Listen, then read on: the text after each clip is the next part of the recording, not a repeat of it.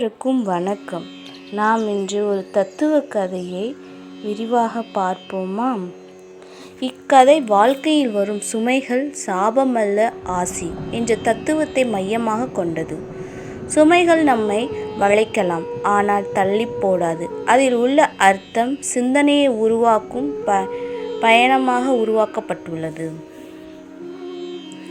சரவணன் ஒரு ஏழை குடும்பத்தை சேர்ந்த கூலி வேலை செய்பவன். காலை முதல் மாலை வரை பச்சை தள்ளுவான். அவனுக்கு வாழ்வில் ஒரு நோக்கமே இல்லை. சுமையை மட்டுமே அனுபவிக்கிறான். அவன் தாயார் இன்னும் ஏதாவது சிந்தித்துப்பார் என முயற்சி செய்கிறார். ஒரு நாள் வேலைக்கு போவதற்காக பச்சை தூக்கி கொண்டு போகும்போது ஒரு சிறிய பறவை குருவி அவனை தொடர்ந்து பின் செல்கிறது. அந்த குருவி அவனிடம் பேசுகிறது. கற்பனையான மாயம். உனது சுமை என்னை காட்டிலும் பெரிது, ஆனாலும் உனக்குள் சிந்திக்கக்கூடிய ஆற்றல் இருக்கிறது என கூறுகிறது. சரவணன் தொடங்கியாய் சுமையை தாங்கும் போதெல்லாம் குருவி பேசும்.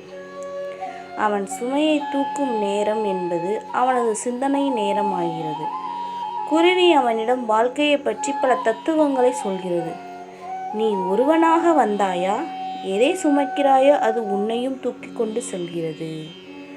ஒரு நாள் வேலை இடத்தில் பிரபு பசுமையாக சுமையை தூக்கி வேலை செய்கிறான்.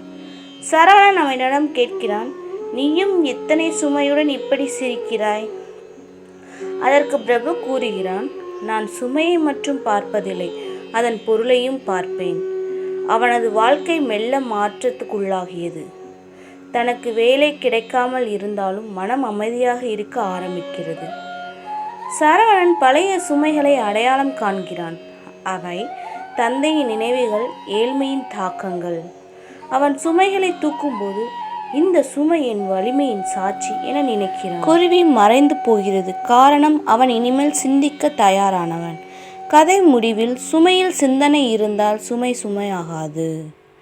தாயம்மாள் கூறினார், நீ தூக்கும் சுமை எவ்வளவு தூரம் செல்கிறது என்பதே வாழ்க்கையின் அளவுகோல். அதற்குருவி, வாழ்க்கை உன்னிடம் சுமையை மட்டுமல்ல அர்த்தத்தையும் தருகிறது, அதை கண்டுபிடி.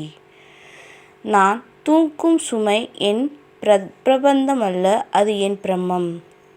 எனவே நாம் ஒரே நேர்கோட்டில்தான் செல்வேன் என்று இல்லாமல் வாழ்க்கையில் நாம் வாழ்வதற்கு ஏற்றவாறு நம்மை நாமே மாற்றிக்கொள்ள வேண்டும். எனவே இந்த சேனலை பிடித்திருந்தால் லைக் செய்து சப்ஸ்கிரைப் பண்ணி கமெண்டில் உங்கள் கருத்தை கூறவும்.